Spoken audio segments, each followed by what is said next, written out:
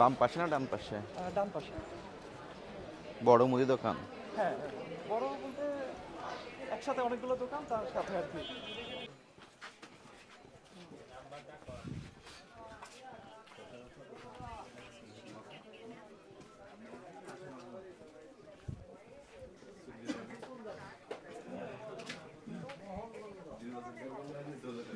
আশেপাশে তো সব সতর্ক হয়ে গেল। এই যে এইটার বাম সাইড, এই যে কর্নার দোকান আছে।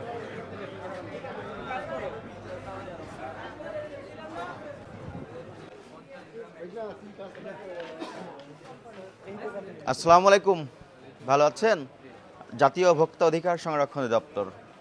সয়াবিন তেল কত করে বিক্রয় করছেন? 850। সত্য? রসিদ দিচ্ছেন কাউকে? আজকে বিক্রি করেছেন? দেখান, ক্যাশ বইটা দেখান। ঘটনাটা হচ্ছে যে আমি এখানে কাঁচা বাজারে এসেছিলাম বাজার করার জন্য। তো তেলের কথা বললাম যে রূপচাঁদা তেল আছে কিনা 5 লিটার। তো বললো যে আছে, হচ্ছে 800। দাম কত বললো? আমি বললাম যে আমাকে 2টা দেওয়া যাবে? তো বললো যে না, একটা 860 টাকা। তো আমি 860 টাকায় কিনে আমি নিলাম আর কি তাদের কাছ থেকে। তো গায়ে মূল্য দেখেননি? না, গায়ের মূল্য বললো যে দাম বাড়তি আর কি, যে বাজারে তেল পাওয়া যাচ্ছে না। আর গায়ের মূল্য হচ্ছে 852 দেখছি, কিন্তু 860 আমার কাছে আর কি চাইছি। আর 860 চাওয়ায় আমি 860 টাকাই দিয়ে আমি নিয়ে নিছি। পরবর্তী ঘটনা কি ঘটলো? পরবর্তী ঘটনা হচ্ছে আমি চলে যাচ্ছিলাম, স্যার সামনে আমার, তাকে আমি সালাম দিলাম। তো স্যার জিজ্ঞেস করলো দাম কত। তো আমি বললাম যে 860 টাকা দিয়ে আমি 5 লিটার রূপচাঁদা তেল নিয়েছি। তো স্যার বললো যে আচ্ছা ঠিক আছে, তাহলে আপনার কাছে তো বেশি নিছে, দোকানে চলেন। পরে আমি আমাকে নিয়ে আসলো আর কি। আমি এখানে এসে তাদের সাথে কথা বললাম। তো আমাকে 10 টাকা ফেরত দিয়েছে। এনার কাছে একটু আগে বিক্রি করেছেন না? কত রেখেছেন?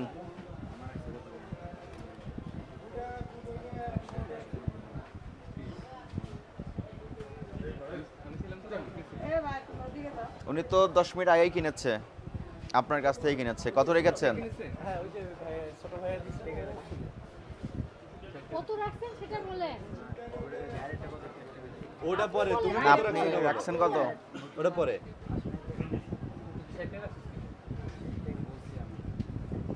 ওটার তো এমআরপি দেওয়া আছে 852 টাকা। হ্যাঁ, 50 টাকা বিক্রি করতে পারেন, 52 করতে পারেন। আপনি 860 টাকা কেন নিলেন? বেশি মূল্য নেওয়ার কারণ কি? ভুলে নিয়েছেন 60 টাকা? ভুলে তো আপনি 840 নিতে পারতেন। বলতে কি আমার রাইসবেল 60 টাকা বিক্রি করি, তো 60 টাকা সয়াবিন তেল আছে আপনার এখানে? কনজিউমার প্যাক কতগুলো প্যাকেট আছে? বের করে একটু দেখান। আপনি কি কাস্টমারদেরকে বাধ্য করছেন তেলের সঙ্গে অন্য কিছু নেওয়ার জন্য? দিচ্ছেন। দেখি, শুধু কি রূপচাঁদা আছে?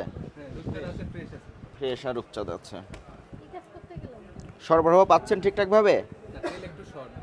এটা হচ্ছে 3 তারিখের তেল, নতুন, একদম নতুন। আজকে 9 তারিখ।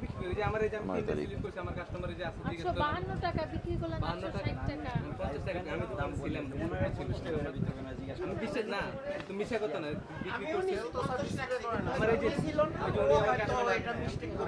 আমি নিচ্ছি মাত্র, আমি কাস্টমার, আমার ছিলাম বাইরে গেছি, 50ই রাখছি। মূল্য তালিকা কোথায় আপনার দোকানের? মূল্য তালিকা ভিতর থেকে আনা লাগতেছে? মূল্য তালিকা কি গোডাউনে রেখে দিয়েছেন? কোনো তালিকাও নাই।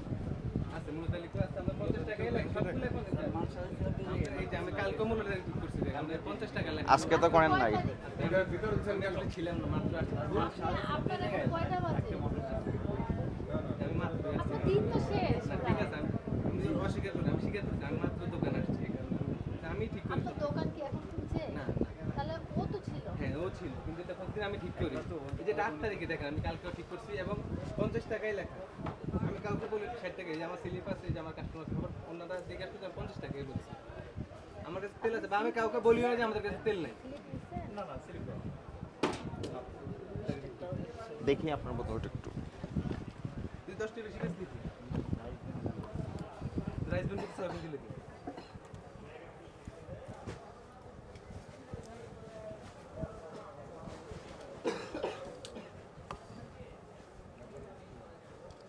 আপনি যে এমআরপি থেকেও বেশি মূল্য নিয়েছেন, অপরাধ হয়েছে ভোক্তা অধিকার সংরক্ষণ আইনের, আপনি স্বীকার করেন? জি জি আমি যে টাকাটা অতিরিক্ত ওনার কাছ থেকে নিয়েছেন ওই টাকাটা ওনাকে ব্যাক করে দেন। জি অবশ্যই দিই। আর এর বাইরে আপনাকে ভোক্তা অধিকার সংরক্ষণ আইন অনুযায়ী 5,000 টাকা আর্থিক জরিমানা করা হলো। এই যে ভাইয়া 1 টাকা বেশি নিলেও সেটা কিন্তু ধার্যকৃত মূল্যের থেকে বেশি নেওয়া যায়। আমার তো রেট দেওয়া আছে 52 আর মূল্য তালিকা এখনই হালনাগাদ করে ফেলেন। 50 টাকা বিক্রি করলে আমার 60 টাকা লাভ। লুজ তেল তো আপনার কাছে, শুধু বোতলজাত তেল কি এখন একটু আসতেছে সরবরাহ? কই নাজমুল কই? কারণ 3 কারণে এইভাবে দিচ্ছে আমাদের। নাজমুল কই? নাজমুল কই যায়? নাজমুল কই? ফোন দিতে হবে।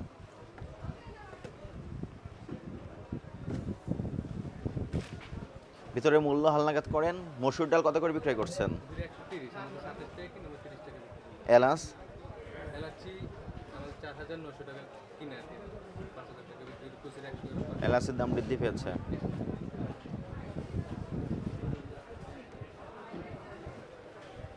মালদ্বীপ মাল এই ধরনের কাজ আর কখনো করবেন না, ঠিক আছে? 50 টাকা বিক্রি করে 50 টাকা। এ কোথায় আপনি?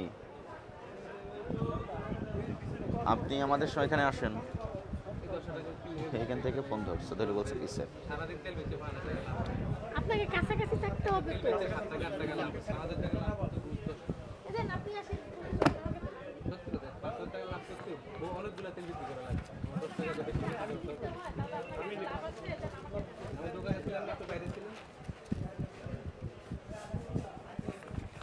আপনি টাকা পেয়েছেন? আপনাকে ধন্যবাদ। আপনাদেরও সচেতন হতে হবে ভোক্তাদের, বুঝছেন? Thank you sir. ওকে। এই সচেতনতা সবসময় দেখি তো বাসায়, এই জন্য আপনাকে দেখে সালাম দিলাম আর কি। ঠিক আছে।